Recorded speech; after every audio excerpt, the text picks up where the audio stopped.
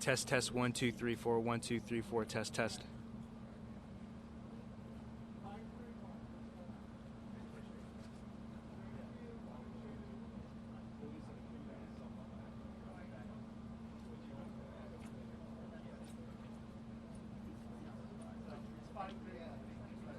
It's all good. Test, test, test, 1, 2, 3, 4, 1, 2, 3, 4, test, test.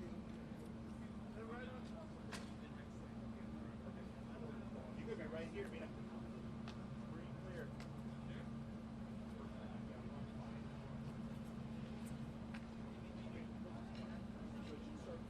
I'm sure Tommy won't mind if I creep in a little bit more closer.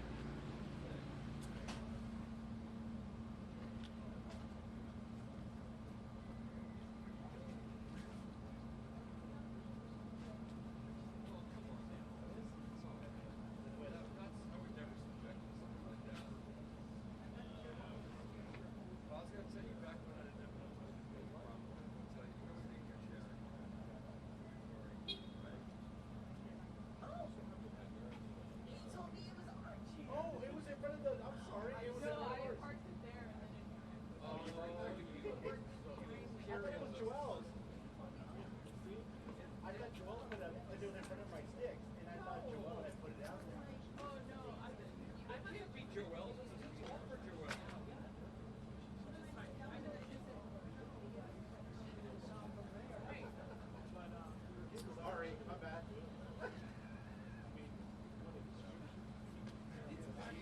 You're right.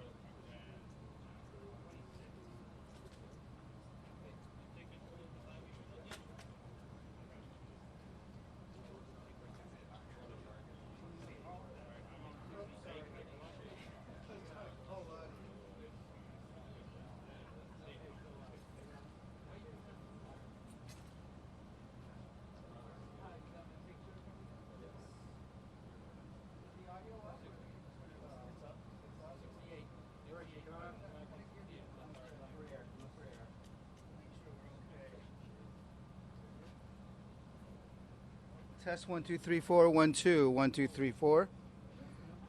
Okay. It's off. Yeah. Yeah. I am.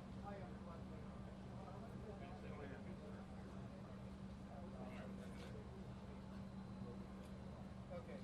Oh, but it is off.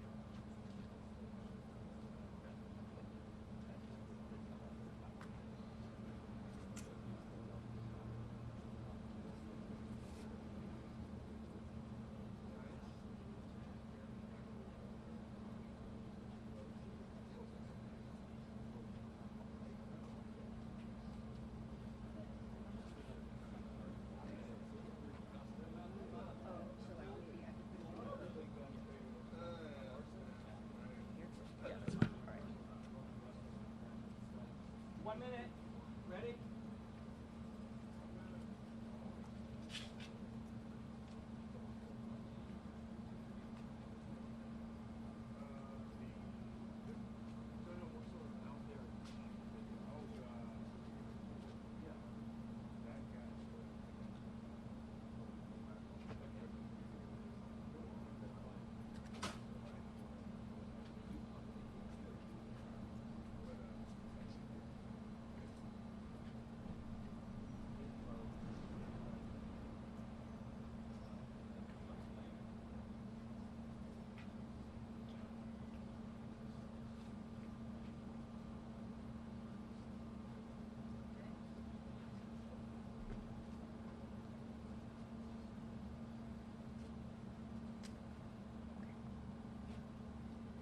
Good afternoon. My name is Jennifer Homendy, and I'm a board member with the National Transportation Safety Board. With me today, to my right, is our investigator in charge, Adam Tucker. The investigation is focused on vessel recovery. Currently, there are divers assessing the accident site and what's needed to recover the vessel. A plan is being finalized, and that will require approval from a number of entities before that is accomplished. We are actively monitoring a weather situation where we expect high winds to come in, and that may make it somewhat difficult to raise the vessel. We don't want to create safety issues for the divers, and certainly we want to make sure that folks on the barges are safe. It could create a safety issue with barges out there at that time. So there might be some delays in raising the vessel. I think we have emphasized what's important to us. If we have to take time to raise the vessel, that is fine. What we want to ensure is that the vessel is raised intact. So that's our main focus. In addition, yesterday I mentioned that we were conducting a number of interviews with crew members, and I wanted to come back and talk to you a little bit about what has been reported to our investigators in those interviews. And again, what I want to characterize those interviews as very cooperative. We interviewed the vessel owner-operator and some of the crew members, and again, it was a very cooperative discussion. They were very lengthy, detailed, comprehensive interviews. What's emerging from the interviews, and these are individual interviews with NTSB investigators, is a harrowing story of the moments before the fire erupted on the vessel. One crew member reported that he awoke to a noise and left his bunk and out of the wheelhouse deck and saw flames erupting from the galley area. He tried to get down a ladder. Flames had engulfed the ladder, and so the crew that was on the bridge had jumped down to the main deck, and one had broken their leg in that effort. The crew that did jump down reported that they had went to the double doors of the galley to try to get in, to get to the passengers, but it was engulfed in flames at that time. They then tried to go to the front part of the vessel to get into the window portion in the front of the vessel, and they could not get into the windows. At that point, due to heat, flames, and smoke, the crew had to jump from the boat, and they reported that two of the crew members had swam to the back of the vessel to the skiff. They got the skiff, they rescued the other two crew members and took them to a nearby vessel and transferred them to the vessel and tried to call 911 for rescue. At that point, they left the vessel and returned back to the Conception in the skiff to try to rescue any survivors. And so we wanted to share what has been reported to us in those interviews. Now, with that said, this is going to be the last press conference for us. It is not the end of the work for our investigators. Our investigators will remain or expect to remain on scene for at least another week. Also, when everyone does return to Washington, the investigation still continues. We will issue a preliminary report, as I said, from 10 days of the accident, and a final report should be expected in about 12 to 18 months. And during that time, if we have safety issues or safety concerns, we will issue urgent safety recommendations. For updates, please monitor our Twitter feed at NTSB_newsroom. And one thing I do want to say is we have gotten an overwhelmingly fantastic response from the public to witness at ntsb.gov. I really want to thank everyone who has sent in photos and videos and tips, because you do not know how important that is to our investigation. It has helped in other investigations, and we just really want to express our appreciation. So with that, I'm going to allow for questions. First, raise your hand. Second, state your name and your affiliation. And third, I just want to, one question. If we have to do more rounds, we can, but one question, please. Yep.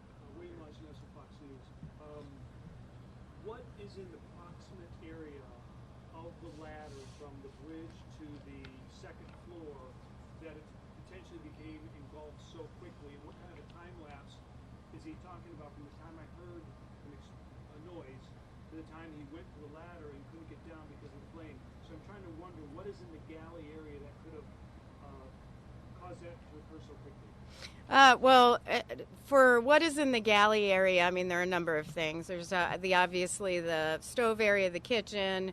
There's a lot of wiring and electrical systems. There may have been, and we don't know this yet, there may have been gear charging.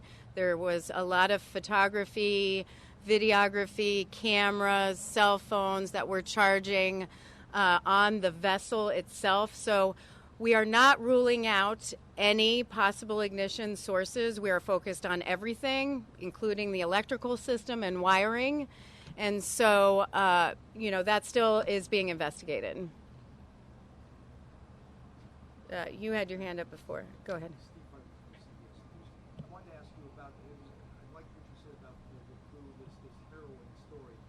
You know, many of us have in our minds Captain Smith going down with the Titanic. And did the crew do the right thing? Did they do everything they could to protect the passengers, or should they have stayed on longer? I mean, this is, when you hear the crew escaping and the passengers all being engulfed in flames, that was, I think, immediately what people were thinking about. But the way you described it today may put a different perspective on all this. Should we view this crew as doing the right thing? The question is, should we view this as the crew doing the right thing? First of all, let me characterize what I shared with you is from what we heard from them. So now it's our job to take that and develop a timeline. We'll evaluate that. We'll determine whether there were issues with evacuation or responses or, say, escape survival factors. We'll evaluate all of that as part of the investigation. What should the crew do in a situation like this? Is the crew obligated to stay with the ship? Do they save their own lives? That's part of the investigation. Yes. Hi, Tom Bolton with News understood correctly, you said two of the crew members went to the back, got the skiff, and then went back and got two others of the crew members? So there were several crew. There was five Do altogether. you want to? Why don't you clarify how many they went back to get? So it's two who swam to. There was one crew member that went back on board the vessel. Was that the captain? We're still investigating, and we have not determined that yet. I see. Yeah. Okay, so two get the skiff, go back, get the other two, and one person goes back on board, Yes. according to their Yep. statement. Okay. Great. Yes. Amy Johnson with KCBS and 809. Did any of the crew members say that there was any type of training or any kind of, prior to taking off, did they show the guests where to exit if there was any kind of emergency? Is there some type of plan in place for them? Well, a safety briefing should always occur, and that's part of what we're looking into. We need to see the adequacy of the safety briefing and whether it was conducted, and we'll look at that as part of the investigation. Yes. Megan with KSBY News. What's the health status of the crew members? Have they been released from the hospital and have all of them been interviewed at this point? The health status. I don't know the answer to that question. I'm sorry. We'll try to get you that. Have all of them been interviewed at this point, though? We are still conducting interviews of the crews. Paul. You expressed that there was a lack of fire extinguishers after you took that tour of the Vision. Can you put a finer point on that? What did you see specifically? Well, let me put that in context. I am not a survival factors expert. So personally, what I saw in the Vision in the bunk room was one fire extinguisher. I saw another fire extinguisher in, I believe, in the galley area, and then one on the bridge. But that's something we have to look at as the adequacy of fire suppression systems, of course, and including the adequacy of the smoke detector system, which in this case was not connected throughout the ship through any sort of wiring from the bunk room up to the bridge. Yes. Jay Ramos with KTLA. Can you disclose what type of stove the reception had, whether it was gas or Go ahead. It was electric. Yep. I was going to ask you, when you said people jumped down from the top to the deck and couldn't get in, were there glass doors that were locked? There was flames, and secondly, when they couldn't get in the front, did any of the crew indicate they saw passengers on the second floor coming up from the bottom, but couldn't get at each other? Were they in the galley area? What I will share is that they saw flames. They knew the passengers were in the galley. I mean, they're in the passenger compartment, the bunk room, right? They're in the bunk room. So of course, their efforts were to try to get to them, and they could not get through the windows. Thank you. Patrick Healy, NBC4 Los Angeles. The continuing presence of the FBI at the scene. Is there a concurrent investigation into possible criminal activity? I would refer you to the FBI. Refer me to you since you're in charge of the scene. Yeah, we're in charge of the safety investigation. We do not do criminal investigations.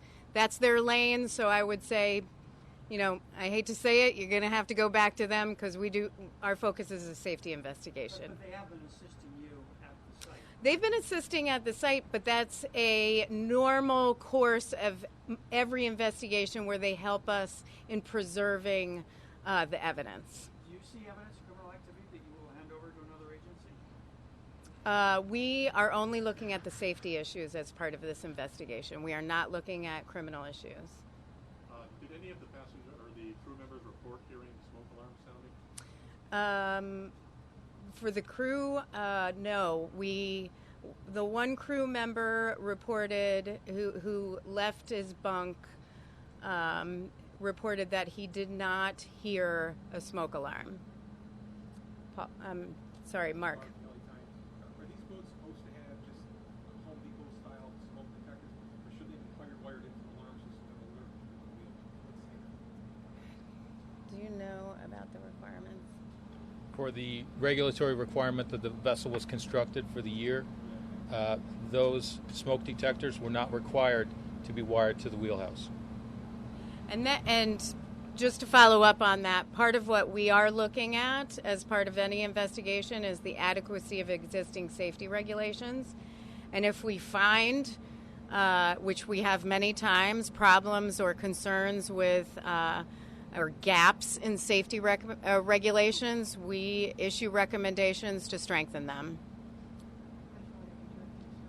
Is the Truth Aquatics two existing vessels are docked? Are they being not allowed to go out? Or are they voluntarily not going out? Or what's the status of their operations? On the status of their operations, my understanding is they are not operating on their own accord. However, we do not have jurisdiction to tell them what to do as far as operations. That's solely within the Coast Guard's jurisdiction because they have regulatory authority. Amy. In regards to the, you said the window that they couldn't get through to the window, is that something, that was another escape route that could be used in the bunk area? I'm a little confused. Was there only one way out of that bunk area? For the bunk area, there is a stairwell in the galley.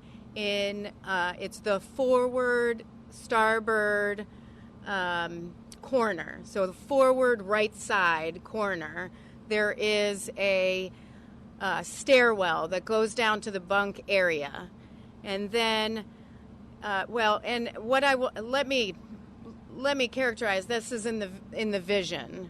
We still have to look at the vessel that is submerged, and so when we went into the vision, the emergency escape hatch is actually center line towards the aft portion, the back portion of the galley. And that's a hatch, like a square hatch. In the galley, not in the bunk area. No, it's in the bunk area but comes out in the galley. You mentioned salvaging the wreckage. I assume that would be brought in on a barge, and I'm wondering where it would be brought in. You know. The question is where the wreckage will be brought. We've looked at a couple of locations. It will be a secure location. We haven't finalized a location yet, though. Probably not the Santa Barbara Harbor. We don't know yet. I'm sorry, it's not clear to me, did anyone in the crew see any of the passengers outside of the lower deck, the bunkhouse area, on the second floor in the galley area? Do you have information? We're still interviewing crew members. Thus far, no. And then finally, that when they went down to the deck and they tried to get in through the rear deck into the galley area, were there double doors. Double doors. Do we think they were locked, or was it key? No, it was flames. Yep. Okay, thank you very much. Please monitor our Twitter feed for future updates, and appreciate your time. Thank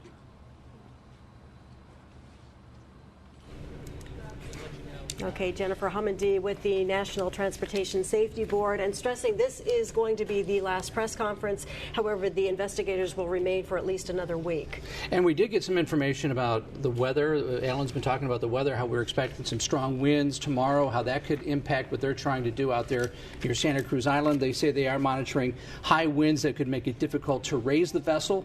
Also raises concerns about barges that are trying to cross the channel. And so safety is their number one priority at this point. That's right. We do understand that they do want eventually to put the vessel, which they want to raise intact, on some sort of barge, bringing it to shore eventually. But again, those high winds creating some safety issues for both the barge and for the divers who are out there. Talking a bit more about the detailed investigation involving meeting with the different crew members, meeting with them one-on-one, and she says they are very cooperative, learning more information about the harrowing story in the moments before that fire broke out. And they talked about how a crew member heard a noise, got up, saw flames in the galley area. They also made it clear that employee did not, or the crew member did not hear a smoke alarm at the time. Saw the flames in the galley area, went to the ladder. The ladder area was engulfed. Another crew member ended up breaking a leg, it sounds like, in the scramble to try and help out the people below. The double doors to the galley were also engulfed. Then they tried to go to the windows outside the boat. They were not able to get in. They also stressed that whatever smoke detection device that is on that boat is not throughout the entire boat. It's not a complete system, which is to code. It's not something that was necessary. And you know that's what they're going to be looking at. That's right. Very important. The other thing I noticed, too, did you notice when they were asking specific questions about the crew members' movements during that one period in time when they saw the flames, they were very careful in how they answered those questions. So and they said that we're still interviewing the crew. They're trying to put together a timeline. So they're being very careful in what they say. Almost giving you a point A to point B movement of the crew members who they spoke to. One tried to get down the ladder to try to get to the guests below in the bunkhouse, and there were flames at the ladder. Wasn't able to do that. Crew jumped to the main deck. As you mentioned, one broke his leg. Crew went to the galley doors, which were not locked. Jumped in the water, tried to get in through the windows. Tried to get through the windows and couldn't access that way either. And then the other thing they're going to be looking at is, and they said that, what was in the galley. They talked about a stove area, a kitchen, wiring, and then possibly that's where they were charging the gear. Talked about camera gear, talked about cell phone gear, not ruling out any type of ignition sources. We have learned that the stove there in the kitchen is electrical. It does not use propane. It does not use gas. Talking about the wiring. So still all those aspects being investigated. And they wanted to appreciate the public in sending in all that information to their witness at ntsb.gov. They say it's made a huge impact on their investigation and trying to piece together what was on the boat, how the layout was, all that stuff, everything that they needed to know. And also stressing that this is really a focused investigation on safety, not criminal, and mentioning that preliminary report could be out as soon as 10 days, I believe she said. Well, preliminary 10 days, and then, 12 to 18 months for the final report. And also they said investigators are going to be here for at least another week, and again, they're still interviewing crew members to work out that timeline. Once they got the timeline, then they're going to do an evaluation. Of course, and they will update us on those potential weather-related delays, and we will bring them to you as well. Our coverage of the deadly boat fire continues on air and online. We have been posting the very latest news conferences and investigation updates on our website. And also the vigil that's being planned, and we'll have more on what was talked about here during this press briefing and more coming up tonight on News Channel 5. News Channel 3 at 5 and 6 o'clock. That's right. And just real quickly, that vigil is tomorrow night at 6:30 at Chase Palm Park. Okay. Hey, thanks for watching, everybody, and we will see you back here at 5 o'clock.